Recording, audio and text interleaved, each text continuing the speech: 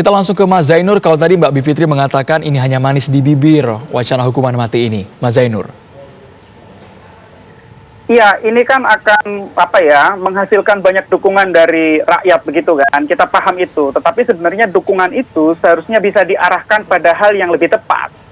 Kalau saya berpendapat bahwa korupsi itu adalah satu tindak pidana yang sangat rasional. Pelakunya itu takut miskin, punya orientasi untuk memperkaya diri sendiri, sehingga disinsentif yang bisa diarahkan kepada para pelaku korupsi atau biasa disebut koruptor itu adalah pemiskinan. Nah, pemiskinan itu yang seharusnya diutamakan. Bagaimana pemiskinan itu bisa dilakukan? Yaitu dengan mendorong disahkannya rancangan undang-undang perampasan aset. Nah, yang kedua menurut saya, apa yang dilakukan oleh negara setelah terjadinya kasus-kasus korupsi yang sangat besar. Nah, selama ini kita melihat setelah penegakan hukum itu tidak terjadi apa-apa. Sedangkan seharusnya setelah terjadi kasus besar, ada perubahan sistem untuk memastikan ke depan tidak terjadi lagi kasus serupa. Nah, yang ketiga menurut saya, yang belum dilakukan secara optimal oleh para penegak hukum adalah pengembalian kerugian keuangan negara akibat korupsi. Nah, selama ini kerugian negara itu sangat besar, tetapi yang bisa dipulihkan sangat kecil. Nah, itu juga membutuhkan kerja keras dari para aparat penegak hukum, membutuhkan energi, membutuhkan fokus, membutuhkan sumber daya. Sebenarnya itu yang lebih diutamakan daripada misalnya mengutarakan satu ide-ide baru yang ide tersebut sebenarnya tidak secara substantif bisa memperbaiki keadaan negara. Begitu. Mbak Bivitri, kalau Anda melihatnya berbagai kasus hukum di tanah air, antara tuntutan jaksa dan putusan hakim itu bagaimana Mbak selama ini? Sesuai, tidak lebih tinggi, lebih berat, atau malah sebaliknya? Itu dia. Jadi memang ada studi juga nih mengenai kesenjangan putusan. Dari tuntutan jaksa sendiri misalnya, sampai pada akhirnya hakim memutuskan berapa banyak, itu biasanya ada penurunan, ya. Itu satu. Kemudian kita juga jangan lupa, dari pengadilan negeri, kemudian bisa ada banding, itu juga ada penurunan. Kemudian bahkan ada peninjauan kembali juga, gitu ya. Nah, artinya, yang harusnya dikuatkan oleh kejaksaan, menurut saya sebagai penuntut umum ya, adalah menguatkan konstruksi perkaranya sampai bisa memenuhi pasal tertentu secara maksimal. Karena seperti yang tadi sempat saya katakan, maksud saya, ketika dalam kasus Juliari misalnya, kan digaungkannya seperti itu, kami akan tuntut hukuman mati. Tapi ternyata ketika dikonstruksikan hukumnya, tidak masuk dalam pasal yang bisa mengenakan hukuman mati.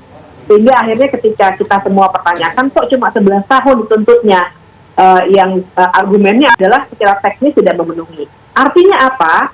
Masih ada PR besar bagi kejaksaan untuk mengkonstruksikan semua tindak pidana korupsi ini agar dapat dituntut, didakwa secara maksimal nantinya.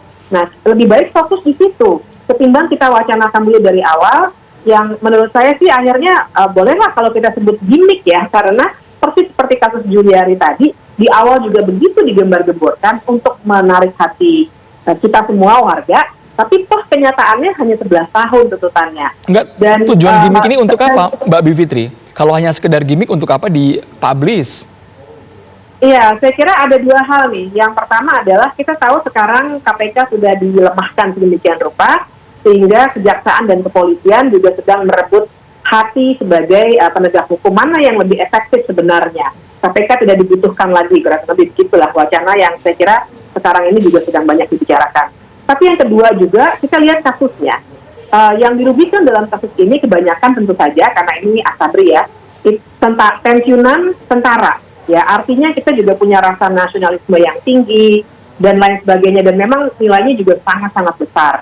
Ya, tapi saya kira fokusnya, sekali lagi, kita mengapresiasi bahwa ada perhatian nih, supaya yang dirugikan ini benar-benar mendapatkan pemulihan dan lain sebagainya. Tapi kan yang namanya pemulihan dan rasa keadilan tidak hanya seberapa banyak orang yang bersalah itu dihukum, tapi juga seberapa banyak, dan justru lebih penting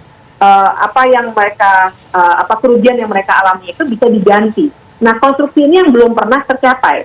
Kemarin pernah dicoba oleh kalangan masyarakat sipil, tapi oleh pengadilan ditolak, ada gugatan perdatanya ya untuk ganti kerugian bagi orang-orang yang mengalami kerugian akibat tindak pidana korupsi.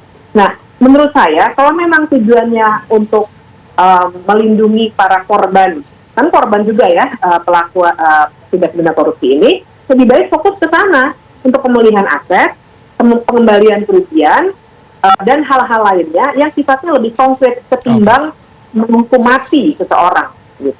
Baik, terima kasih banyak Mbak Bivitri Susanti dan juga Mas Zainur Rohman sudah bergabung di Kabar Petang. Kita tunggu realisasinya nanti seperti apa ya Mbak ya.